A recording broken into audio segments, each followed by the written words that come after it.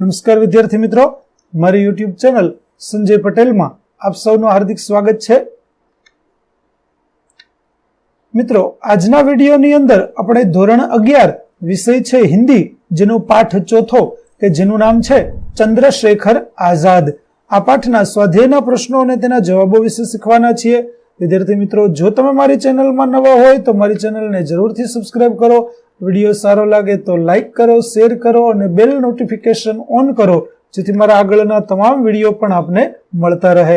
તેમજ મિત્રો, આ પાઠની પીડીએફ જોવા માટે પ્લે સ્ટોરમાં જઈ અને અમારી એપ્લિકેશન વિશ્વગુરુ સંજય પટેલ ડાઉનલોડ કરી તમારા મોબાઈલમાં ઇન્સ્ટોલ કરો। જે તમે શરૂ કરશો તો તમને આ પ્રકારે જોવા મળશે, જેમાં ઉપલબ્ધ બધા ધોરણોની અંદર ધોરણ બતાવશે, ધોરણ પસંદ કરશો તો વિષય બતાવશે, વિષય પસંદ કરશો એટલે પાઠ બતાવશે, જેમાં વિડીયો પર ક્લિક કરતા વિડીયો જોઈ શકશો અને અન્ય સાહિત્ય પર ક્લિક કરશો તો તમને પીડીએફ જોવા મળશે।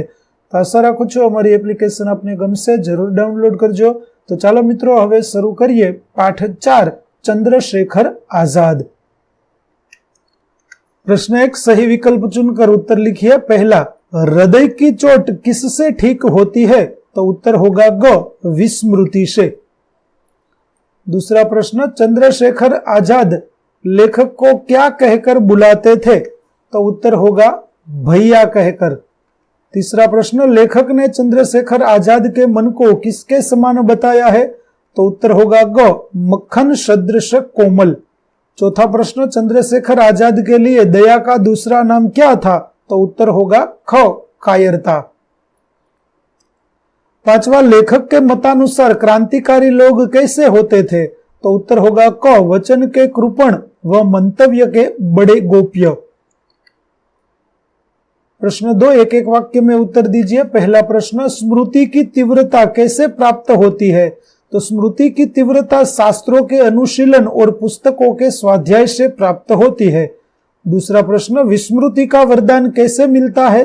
तो विस्मृति का वरदान संतों के सत्संग और विराग के अनुष्ठान से मिलता है। तीसरा प्रश्न, चंद्रशेखर आजाद किन गुणों के पोषक थे? तो चंद्रशेखर आजाद जीवन की पवित्रता, सामाजिक निर्मलता, वैयक्तिक उज्ज्वलता तथा नैतिक उच्चता जैसे गुणों के पोषक थे। चौथा प्रश्न, लेखक ने किन व्यक्तियों, घटनाओं और परिस्थितियों को धन्य माना है? तो लेखक ने उन व्यक्तियों, घटनाओं और परिस्थितियों को धन्य मानता है जिनकी अमिट छाप क्षणों का श्रृंगार है। पांचवा प्रश्न, चंद्रशेखर आजाद को साहित्यकार कैसे अमर बना सकते हैं? तो चंद्रशेखर आजाद, साहित्यकार चंद्रशेखर आजाद पर उपन्यास, कहानियां और काव्य की रचना करके उन्हें अमर बना सकते हैं। प्रश्न 3, 2-3 वाक्यों में उत्तर लिखिए, जिसमें पहला प्रश्न, शरीर और मन पर लगी चोट में क्या फर्क है? तो शरीर पर लगी हुई चोट का प्रभाव उतना कष्टकारी नहीं होता जितना मन पर लगी हुई चोट का। शरीर की चोट इलाज कराने पर कुछ समय बाद सूख और भर जाती है। मन पर लगी हुई चोट बहुत कष्टकारी होती है, वह जल्दी नहीं भरती, वह विस्मृति के सहारे जाती है और उसे भुलाने में काफी समय लगता है। दूसरा प्रश्न, लेखक कब अपने आप को गौरवान्वित अनुभव करते हैं? तो लेखक और चंद्रशेखर आजाद के विचारों में कभी कभी मतभेद होता था, पर उनके व्यक्तित्व में इतना बल था कि वे लेखक से उनकी इच्छा के प्रतिकूल काम ले लिया करते थे। उनकी यह बात पूरी करने में लेखक अपने आप को गौरवान्वित अनुभव करते हैं। तीसरा प्रश्न, चंद्रशेखर आजाद के विषय में निर्विवाद रूप से क्या कहा जा सकता है? तो चंद्रशेखर आजाद के विषय में निर्विवाद रूप से यह कहा जा सकता है कि जिस मान्यता से मन में हिचक, शैथिल्य, कार्यभीरुता, बुद्धिवाद तथा पलायनवाद को अवसर मिले, उसके वे पूर्ण रूप से प्रतिकूल थे। चौथा प्रश्न, लेखक और आजाद के बीच पारस्परिक आदर क्यों बढ़ता गया? तो लेखक और आजाद जब किसी विषय पर एक दूसरे के विपरीत विचार व्यक्त करते थे तो वे अपने अपने विचारों में ईमानदार होते थे, इसलिए उन दोनों के बीच पारस्परिक आदर बढ़ता गया। प्रश्न 4, 5 वाक्य में उत्तर लिखिए। पहला, जीवन में क्षण की क्या विशेषता है? उत्तर, समय के सतत बहते प्रवाह में क्षण आते और चले जाते हैं। इन क्षणों के साथ हमारी स्मृतियां जुड़ी होती रहती है। सुखद स्मृतियां क्षणों का श्रृंगार बन जाती है, जबकि दुखद यादें क्षणों का अभिशाप। वे व्यक्ति, वे घटनाएं और वे परिस्थितियां धन्य है जिनकी अमिट छाप क्षणों का श्रृंगार है। उनके लिए विस्मृति समय के प्रवाह को रोककर स्वयं घंटों प्रतीक्षा करती है। दूसरा प्रश्न, चंद्रशेखर आजाद की चारित्रिक विशेषताओं पर प्रकाश डालिए। तो चंद्रशेखर आजाद जीवन की पवित्रता, सामाजिक निर्मलता, वैयक्तिक उज्ज्वलता और नैतिक उच्चता के बड़े पोषक थे। उनमें भय बिल्कुल न था। अपने को आश्रय देने वाले को वे निश्चिंत रखते थे। कठोर और हिंसापूर्ण कार्यों के बावजूद उनका मन मक्खन के समान कोमल था। वे जो करते थे बेहिचक करते थे। कार्यभीरुता, कोरा बुद्धिवाद और पलायनवाद जैसे शब्द उनके शब्दकोश में नहीं थे। तीसरा प्रश्न, चंद्रशेखर आजाद किन वस्त्रों में खिल उठते थे? तो चंद्रशेखर आजाद सामान्य रूप से खुले गले का कोट और दोनों पैरों को कछोटे से ढकने वाले धोती पहनते थे, परंतु हर पहनावा उन पर खूब फबता था।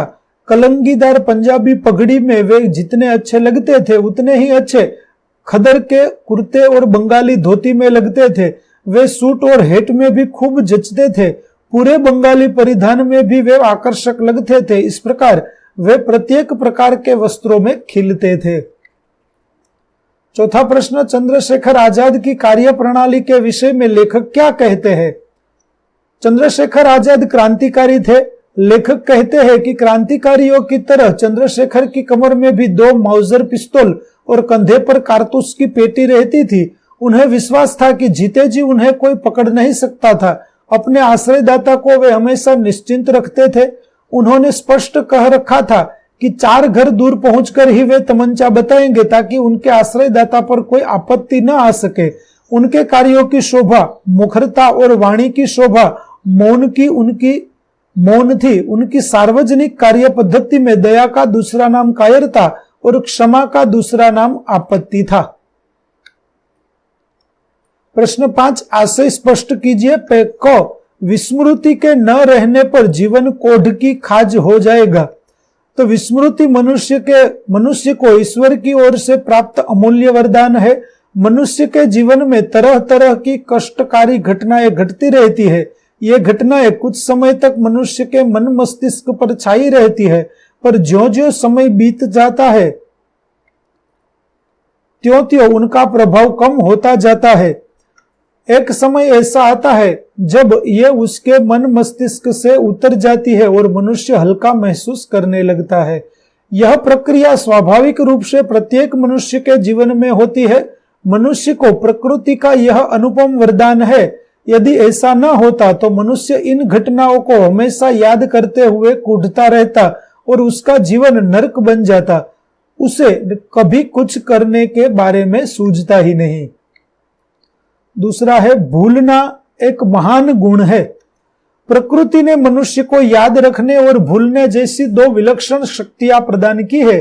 कई सुखदायक और आनंददायक क्षण ऐसे होते हैं जिन्हें मनुष्य आजन्म याद रखता है, पर कुछ ऐसी दुखदायी घटनाएं होती है जिन्हें वह याद रखना नहीं चाहता, पर वे उसका पीछा नहीं छोड़ती। लेकिन समय के साथ धीरे धीरे ये भी विस्मृत हो जाता है। मनुष्य का मन मस्तिष्क इन कष्टकारी घटनाओं को भूलने के बाद हल्का हो जाता है। जिस तरह प्रकृति ने मनुष्य को याद रखने का वरदान दिया है, उसी तरह उसने उसे भूल जाने का गुण भी दिया है। भूलना मनुष्य का सचमुच महान गुण कहा जाएगा। प्रश्न 6, एक जिसमें विलोम शब्द लिखिए। तो स्वर्ग का होगा नरक, विराग का होगा चिराग, स्मृति का विस्मृति, कृपण का उदास, प्रतिकूल का अनुकूल और रुष्ण का ऋणी। दूसरा है समानार्थी शब्द लिखिए, जिसमें अभिशाप का बुराई और बद्दुआ, कटी का कमर, ध्वंस का विनाश, अपराध का गुनाह, निरीह का निर्दोष और अविरक्त। प्रश्न 7 में पहला है उपसर्ग अलग कीजिए, जिसमें विस्मृति में वी उपसर्ग, अभिशाप में अभि, आघात में आ, अमिट में अ। दूसरा है प्रत्यय अलग कीजिए, जिसमें राजनीतिक में इक प्रत्यय, कायरता में ता प्रत्यय, व्यक्तित्व में त्व प्रत्यय, साहित्यिक में इक प्रत्यय और स्वर्गीय में ईय प्रत्यय लगा हुआ है। તો વિદ્યાર્થી મિત્રો અહીં આપણું પાઠ 4 ચંદ્રશેખર આઝાદના સ્વાધ્યાયના પ્રશ્નો અને તેના જવાબો પૂરા થાય છે. આગળના પાઠના પ્રશ્નો અને તેના જવાબો મેળવવા મારી ચેનલને જરૂરથી સબસ્ક્રાઇબ કરો તેમજ પીડીએફ જોવા માટે પ્લે સ્ટોરમાંથી અમારી એપ્લિકેશન વિશ્વગુરુ સંજય પટેલ ડાઉનલોડ કરો. ફરી મળીશું પાઠ 5 ની અંદર. ત્યાં સુધી આવજો.